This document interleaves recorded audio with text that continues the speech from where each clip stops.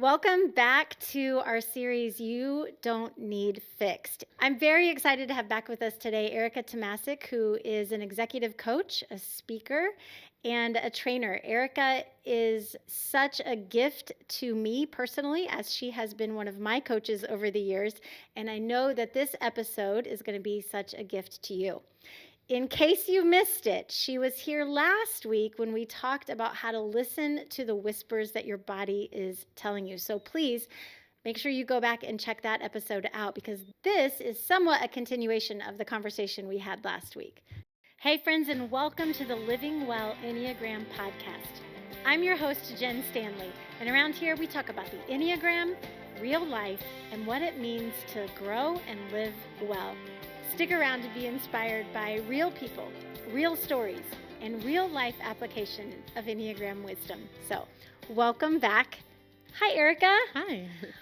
So, when I think about women trying to fix themselves, one of the things that I often hear and that I know I'm super guilty of also is when I get into a state of being exhausted, overwhelmed, just it almost feels so hopeless when I'm in that state of exhaustion and overwhelm because it feels like no matter what I do, I'm never going to be able to get out of this cycle. I'm just always going to be overwhelmed, and then the result of being overwhelmed is being exhausted, and I'm never going to get out of it. And it feels so hopeless. And so what I want is a quick fix. What I want is for somebody to give me a system, to give me an app on my phone, just anything to just make it go away quickly. And I just realized, mostly because I know you and I know the work that you do with people and helping us not just take that quick fix, but to go, actually, there's a better way out here.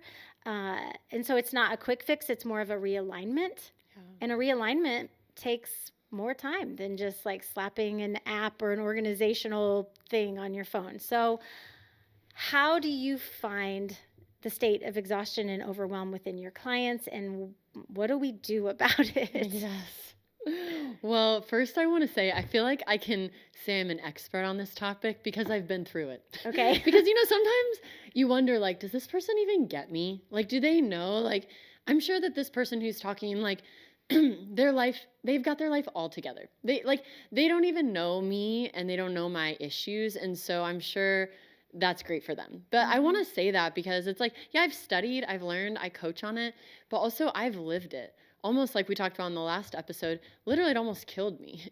And so I so get it. And that's why this is who I coach, is women in overwhelm. Yeah. And so I want to say that first, because sometimes I wonder, like on podcasts, like, does this person have they even been through my experience? Yeah. So in my 20s, I shared on the last episode how I went through a lot of physical exhaustion and overwhelm, and you can listen to that whole story. But then in my 30s, I had 3 kids in less than 4 years. We were getting into entrepreneurship, so we had multiple businesses going. I had a health coaching business. My husband had 2 real estate businesses, and we were trying to do everything. And we thought if we can get all the success, all the money, all the everything, then we'll be good. And we started building up so much around us that we were so overwhelmed. Things started to feel like they were going into collapse. And it's like we looked around and we had everything and we had nothing. And we were so overwhelmed because we thought what the world was telling us is if you get all these things, if you're in perfect health, if you've got all the financial success, if you've got all these things, you'll be good. And we looked around and we had less than we had before. And we were so overwhelmed. And so, yeah, I have been through many, many journeys of this. And I won't say that I probably won't go through others, but I have a lot more tools and information now. But at the time we were working with a coach, and one thing that he gave the definition of, and he said, Erica, do you know the definition of overwhelm? And I was like, no, like I was just like in a bad mood that day. And he was like, it is when you think in this single moment that you have to do everything that you ever need to do and you ever need to solve in the world right now. He's like, that's overwhelm. I totally, yes. And I was now like, that you say that, I'm like, that is what overwhelm feels like. That is overwhelm. And even if we are like the most successful person in the world who has like a team of 1,000 people, they still can't solve all the problems that we would ever have in our life in this moment. Mm-hmm. Because in the moment of when you're like, okay, I've got to do this for this person, I've got to do this for work, and then my dog has this skin issue and my mom's struggling with this, and it's like, you can't solve all of it right there. And that definition has come back to me so many times. And so when we think about overwhelm, I think that's one really helpful thing to realize. And then what I found with my clients, and I do this every single week, I had a couple sessions on this exact topic of overwhelm with clients in this last week. What I find, and I'll give some steps on what to do, there's a couple steps we can go through, but that yes, we have a lot going on, but usually there's like one core thing, and it's usually connected to a story or a belief or something deep inside of us that's really causing pain. And that pain is making it really hard to do other things. And so if we're like really, really sad, that we feel all alone and that we feel single and we have no one in this world, maybe we've recently gotten divorced or we're not married, and you're so lonely, everything else is going to feel so hard. Mm-hmm. And it's going to feel like you have, like I had a client the other day and she's like, I feel like I have a million things swirling in my head and I can't focus on it. When we came down to it, she just feels so lonely. And because of going through divorce and things like that. And so, yeah, everything else feels way more amplified and worse. Does she have lots of things going on? Yes. But when we came to that story and really unpacked the beliefs that she was having and that pain, she left that session being like, okay, here's my 10 things that I need to do today. Okay, yeah, I could do that. All of a sudden, things just get easier, but there's a lot tied. And so we can go through some steps of how to get there, of like what we're actually believing and what's keeping us in this overwhelm. I don't think it's really all the stuff we have to do that's making us overwhelmed. I think there's one or two core beliefs or stories that are draining us so that life is just really hard to do. Yeah, I think that's a really good point, that it seems like the misaligned beliefs or the story that we're in, whatever it is, whether it's that we're all alone or that, we're not worthy of whatever, it's like that's like draining the bucket so fast that it can't hold anything else. Yeah, I can see how that has been true in my life when there's been something really, really big going on. It's like, wait, I used to be able to make dinner. Why can't I make dinner now? And it's like, well, because there's this other thing that's happening. So yeah, it makes it harder. Like a story I used to have is it's all on me. It's all on me. I'm all alone. I didn't actually believe I was all alone. Let me correct that. It's all on me and I've got to do it. No one else is coming. It's on me. Well, that makes things really difficult. That belief is really lonely and hard. So then you're like, things start to go wrong. You're like, well, my husband's supposed to come home from work, but now he has a meeting. Now I've got to take care of the kids and go make dinner and get them to places. Oh yeah, because it's all on me. So maybe doing those things of making the dinner, taking the kids to the places, that can be challenging, yeah. But the story that it's all on you, even my body, I don't know if you know, I like sunk a little. Yeah. Because our thoughts literally affect our body.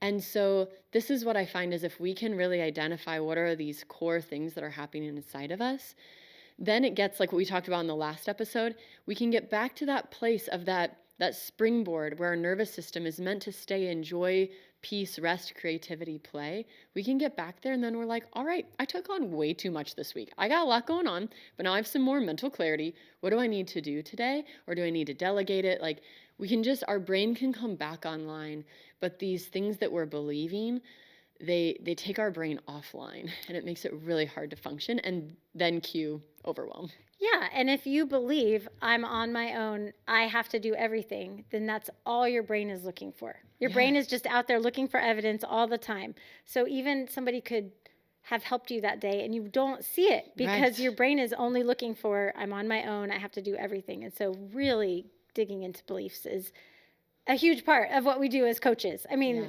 I always say this, everybody should have a coach, and hopefully your coach is helping with stories and beliefs because it's huge. So that's overwhelm. Is exhaustion always a cycle with overwhelm, or are they separate things? Yeah, I guess that's a good question. I don't know if I can always say always. I see people, yes, exhausted when they're overwhelmed. Mm-hmm. But I think exhaustion can also, it's really good, especially for us as we're in like our 40s and 50s, to identify, is this exhaustion like a physical thing? Like, do I really need to go to my doctor and get things checked out? Are my hormones off? Like, is there something actually causing? Because we have, as women, our bodies are doing so many amazing things, and they can get off because of the world we're in. Yeah. So I think exhaustion can be caused by other physical things, but if not, I really believe that it is what we are telling ourselves, what we're choosing to believe, the atmosphere that we're around. Like, another belief that I see often women have, or people have in general, is the shoe's always going to drop. The shoe's always going to drop. Well, can you imagine if you're like trying to do things in life, either in business or in your personal life, and you're striving and you're working hard, but you know you're never actually going to get there because the shoe is always going to drop. Like, and I also I've had clients say that. I'm like, that's hilarious. Are they like falling from the sky? Like, Yeah. I just joke because I get it. I was there too. So I can joke with them. But if you always believe the shoe's going to drop, that's exhausting to your body, but you still try, and you know you're trying, and then the shoe drops. You're like, okay, well, I'm going to keep trying, knowing the shoe's going to drop. Like, that is such an exhausting life to live. And so I do believe that overwhelm and exhaustion come hand in hand, but sometimes exhaustion also just comes from, especially being in middle-aged, our bodies are really regrouping and figuring out what's going on in my next phase. Yeah. Yeah. And again, instead of just trying to fix it with like, oh, I'm just going to take a dose of Benadryl plus NyQuil plus a glass of wine. Yeah. Which people do. Totally. You know, I just want to numb this instead of looking at it, you know. Yeah. And having good health practitioners. Like, my doctor said to me a couple years ago, she's like, Erica, you're doing a really good job listening to your body. And I was like, I rarely hear that coming out of someone with like an MD behind their name. So finding a health practitioner that also believes that your body is speaking to you and that they trust your intuition, not just blood work, not just scans, but they trust what you're saying. That's so key, because then it affirms for us what we're noticing is really valid and important. Yeah. Okay, you mentioned some tips or a process that would help us know what to do when we're experiencing overwhelm and exhaustion. So I'd love to hear that. Yes. Okay. So here's our 3-step process. And the first one goes back to what we were talking about in the first episode, which is to capture the thought. So when you are in overwhelm, is to be able to capture the moment whenever you can. Sometimes it happens after, and that's okay. Sometimes you're like, I'm retroactively, like as you're listening to this podcast, I'm thinking about something that happened yesterday. That's okay. That's still healing and growth. What we want to do is capture the moment and be like, I am feeling overwhelmed.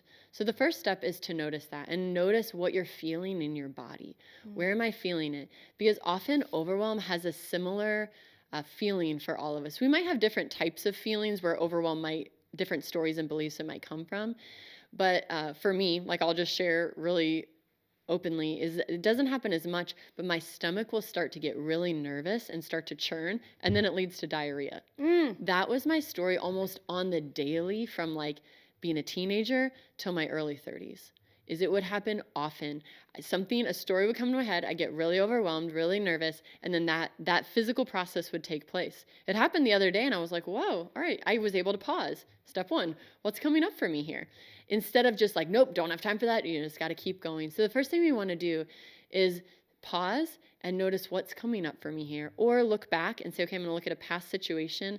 What do I notice in my body? What's coming up for me? So that's the first thing. And then the second thing is, as we're noticing in our body and asking what's coming up, we're looking for something more than I've got all these things to do. We're looking for kind of what we talked about before, which is what is like the deeper thing happening here. You can go and use that exercise that we did of noticing, like if it's in your stomach, what is my stomach trying to tell me right now? Well, my stomach is trying to tell me that if I don't keep going, like the world's going to fall apart. Okay, that's interesting information. And so that second step is really what is the real belief? What is the real story that's going on here that my body is trying to tell me? And it's going to be very similar to what we were doing on this last episode, is then we need to ask, like, what do I really need? Like, what's really going on here? And for women, this is so important, because as much as we talk about like self-care days and taking care of ourselves, like, we really struggle to know it's okay to ask for things and what we need. Like, it's okay for some women to be able to go ask their husband if they'll sit on the couch with them and hold them. That can be so hard for so many very like strong women to be like, to ask someone to hold them. that can feel so vulnerable because in their past, they asked that of someone, usually before the age of 7, and they rejected them and they didn't have time and they had to keep going. And so to really be able to ask, like, what do I really need right now in this moment? Maybe you can't get it in that moment, but you can know that you could ask later in that day. So that is step 2. And then step 3 is to say, okay, now that I've begun to work through this, I've gotten what I need, or I've planned for it later. Like what's like really going on here? Is there like what else is coming to me? And so I know, Jennifer, you've used this technique too of like brain dumping, writing everything out. So now that we've gotten to like the real story and what's really probably overwhelming me, now I still feel like I might have all these things to do, but now I've got more of like a level playing field in my head that I could actually assess these. And so this is what comes into alignment with our values, is we write down everything. Brain dumping is where you write down on a piece of paper everything that you possibly think you have going on. I love this process. It's I so use good. it almost like many times a week. Yeah. We have to.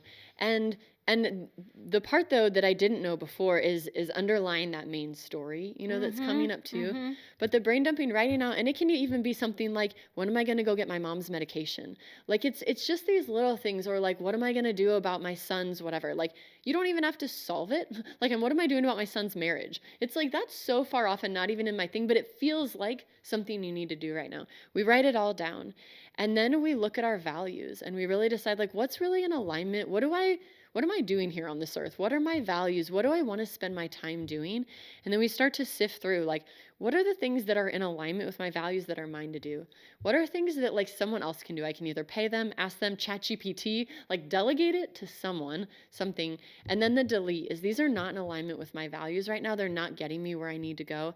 And it might even be something really good. Like when I learned this years ago, it was, I'm leading these 2 Bible studies, but they're not in alignment with where I'm going in life right now. And there's nothing wrong with leading a Bible study, but it wasn't in alignment with where I was going caring for my family and what I felt like God had called me to in that next season. And those are the things that get deleted. And I find, just like you said, like, this isn't a process where you're like, I did it once and I'm good. Like this 3-step process is a process that we can do on the regular. And it gets us out of that like overwhelm spiral and trap that we're like, I'm so busy, I have no time, I'm so busy. It's like, yeah, you're definitely busy and you have no time. And when someone's like, I'm so busy, I have no time, I'm like, I bet you don't. Do you want to have more time? And they're like, what? I'm like, you have to choose to believe that you have all the time you need for all the things that matter today. And then we do this work that we just talked about. So that 3-step process, I find anyone can do it anytime. Yeah. And just like you said, we do it throughout the week. Yeah. I will say the clarity around aligning those things with my values, that has come, I learned about brain dumping, a long time ago, but as I've done more work and just had more growth, it's like, oh, to add that layer of like, what is my purpose? What are my values on top of the list of all the things is hugely clarifying. Hey, I bet you didn't know that Roz and I have an Enneagram masterclass that we did together. And it is all about the relationships that you encounter every day. The people that you work with, the people in your neighborhood, all of your communities. It's really helpful if you can know how to utilize the Enneagram to navigate those relationships well. So check out the masterclasses, especially check out that one that I did with my guest, Roz Harris. Okay, Erica, we are going to have some fun.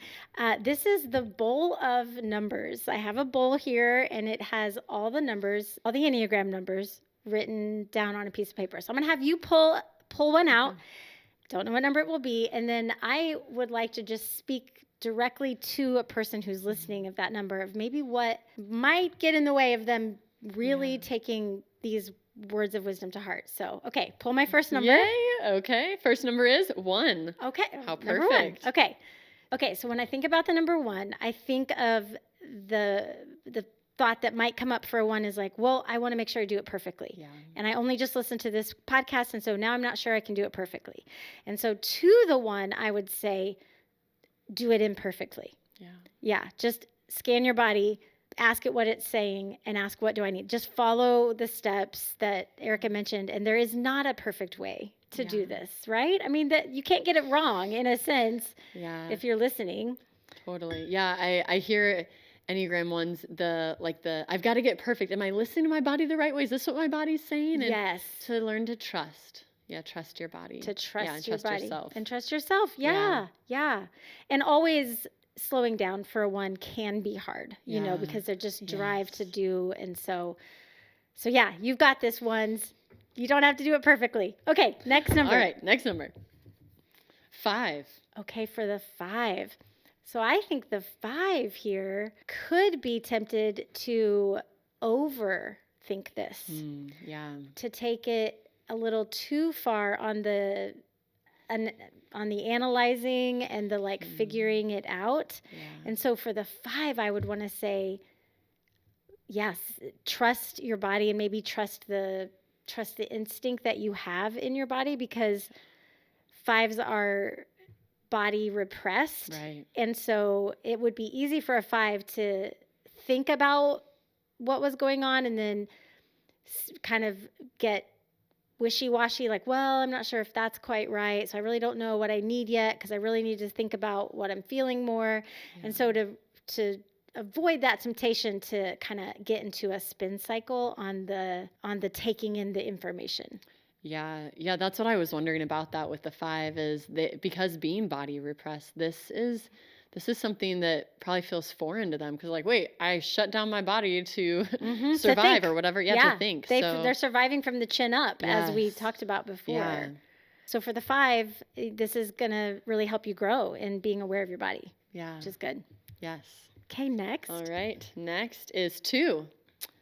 Oh, well, for the 2, the hardest question in it all is going to be, what do I need?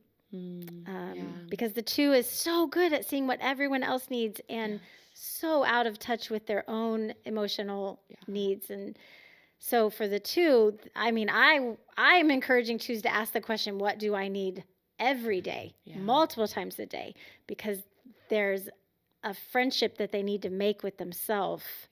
And then when it comes to the overwhelm and exhaustion, which 2s notoriously deal with, overwhelm and exhaustion, because they're taking on so many needs of other people.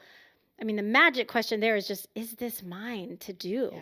Is this actually something do they want my help? How do I know this is mine to do? So really the 2, probably this episode is just especially appropriate for 2s who really struggle with knowing what they need and with knowing what is even appropriate for them to take on. Yeah. And do you think when we were talking about the values also is really knowing their values, so knowing what to say yes to and how and who to help? Yes. I wonder if that as a 2, since I'm not a 2, could be really distracting, because you're like, well, people need me to help. I'm here to help. You're like, okay, but is that in alignment, you know, with your values? Yeah. Yeah. We hear it all the time, that the 2 that is volunteering to help all the other families and their own families kind of getting the leftovers. And that's not, I mean, we love the 2s and how hard they work, but the value alignment can be sometimes what's missing. So yeah. So 2s, what do I need? What do I need? What do I need? And are my values aligned? Yeah. All right. Oh, the next one, it's already showing itself. 9. Okay. So number 9. So here we have the body dominant, but also repressed. Mm-hmm. So the 9s often know what to do, but don't want to acknowledge it. So we say they kind of have fallen asleep to their desires and into their body. Yeah. So for the 9, actually, I think the 9 is going to have really good intuition into what's happening in their body. They're typically able to tell me where they feel things, and if they have a certain feeling that always happens in their body in a particular environment, but it's what to do with that feeling. Yeah. The 9 certainly wants to go, well, I'll just kind of ignore that because I don't want to upset anything. So I like this activity for a 9 a lot, because it's asking for more than just identifying the sensation. It's asking like, okay, now what do I do with it? Yeah. Yeah, I hadn't thought about this as I had named those 3 steps. There's a growth for each person on the Enneagram. Those who it's easy to do or not easy to do, feel, think. Yeah. Yeah. Feel, think, do. Yeah. Yeah, that's really good. Okay. All right. Who's next? Next one, 6. 6. All right. So for the 6s, I think overwhelm and thought can happen really easily, get kind of strung up in worst case scenario thinking, or just the scanning for danger. Just, it can be, I think the overwhelm is going to come from that fear center and that sense of, I can't relax, because if I relax, something might give. Yeah. The other shoe will drop, like you were saying, or something bad will happen. I can't relax because I need to constantly be on high alert for my surroundings and for outcomes. And, I really love the idea of the 6 just sitting with their eyes closed and getting out of their head and just letting their body tell them something, because their head is going 1,000 miles an hour. So I love this thought of just letting their head take a break and let their body take over. Yes. Okay, who do we have? All right, next is 8s. 8s. Well, 8s are going to be highly in tune with their body, right? Because they're in that body triad and they have a lot of energy. Yeah. Energy that's running through their body, energy that's kind of radiating out of their body. Yeah. And so for the 8, it's going to be the vulnerability of admitting that they need a hug. Yep. Of admitting that they want someone to hold them, of admitting that they're scared or that they've been hurt, or that, I think it's when you said look for that underlying hurt. Yeah. That's going to be a little harder for the 8 to access because of the vulnerability factor. Yeah. Yeah, I can relate to that. Vulnerability is, and it is painful. Vulnerable. Yeah, especially if you live like an 8 and you don't have a ton of trust in people. Yeah. So to ask for what you need and they might reject you, incredibly vulnerable. Yeah. I remember doing an activity in some somatic work that I was doing, and I just had to write. I had to kind of do this process we're doing, and I, by myself in my office, no one around, had to write what I was feeling and what I needed. I was sweating, shaking, almost hyperventilating. Oh. No one was ever even going to see it, possibly. And to name what I needed was so hard. So I can really relate to that. But the healing that comes when you begin to choose like one safe person that you can trust and another one, it changes your whole decades of years that you've been living. Yeah. Yeah. And I bet you 8s keep that so locked up tight. Yeah. I mean, the 8s that I know do, but they're growing, right? I mean, all of us can grow. So yeah. That's good. Okay. Next. All right. 7. Oh, 7. Maybe I should ask you to answer this one. What do you think is the barrier? What would the barrier be? Well, it's not fun. This is not fun. Life is fun, and we want life to be fun, and it is painful. Like these things, to do this, to slow down and to do something that might not be fun and might bring some pain. If there's already so much pain in the world, like why am I going to bring more pain into my life? Let's just like stay busy and maybe it'll go away. Yeah, right. Totally. Like, let's just like keep our head up out of the sand and we don't have to look at anything. Yeah. And so to know the value of slowing down, and that pain can actually bring good. Yeah. I love what you said about our resting state being in creativity, rest, play, and joy. Maybe that helps the 7 say, like, if I go through this pain, I'm headed back to creativity, joy, rest, and play. So true. All right, next. Yeah. All right, next one is 4. For the 4. So 4s are great at identifying their feelings, their emotions, but they also are body repressed. So my experience with 4s is they're typically pretty in touch with the energy of emotion in their body. Yeah. So they can typically tell me, this is in my stomach, this is in my lower back, this is in my head, like where it is in the body. The trap for the 4 will be feeling something and then thinking about it. Yeah. And then having feelings about what they're thinking and not ever moving to that state of, here's what I need and now I'm going to go get it. So maybe they could even, I think they could also identify like, and I need a friend to sit with me. But the 4 might be like, but nobody really wants to sit with me, so I'm going to just sit by myself. Like that push and pull that the 4 has in relationships it could keep them from really getting what they know they need. And so they'll have to activate a little bit and trust that if they ask for what they need, they can get it. Yeah. I can so see that. Yeah. All right, last one, 3. Oh, 3. Oh, my favorite. Okay. So for the 3s, we're definitely not going to think we have time for this.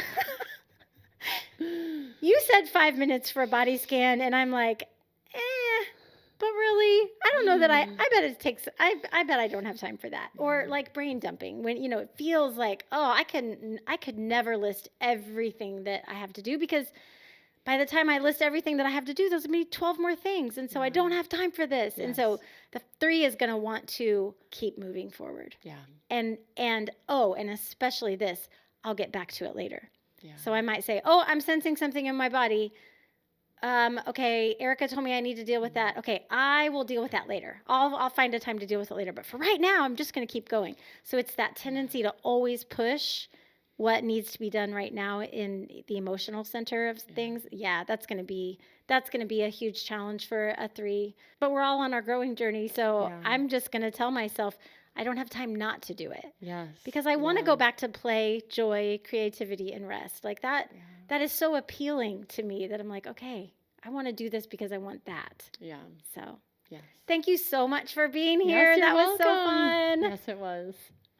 All right, you guys, thanks so much for tuning in to You Don't Need Fixed. If this episode was meaningful to you, I just invite you to subscribe to our channels and share it with a friend. That means the world. Yay! That's so great, Jennifer. Yes!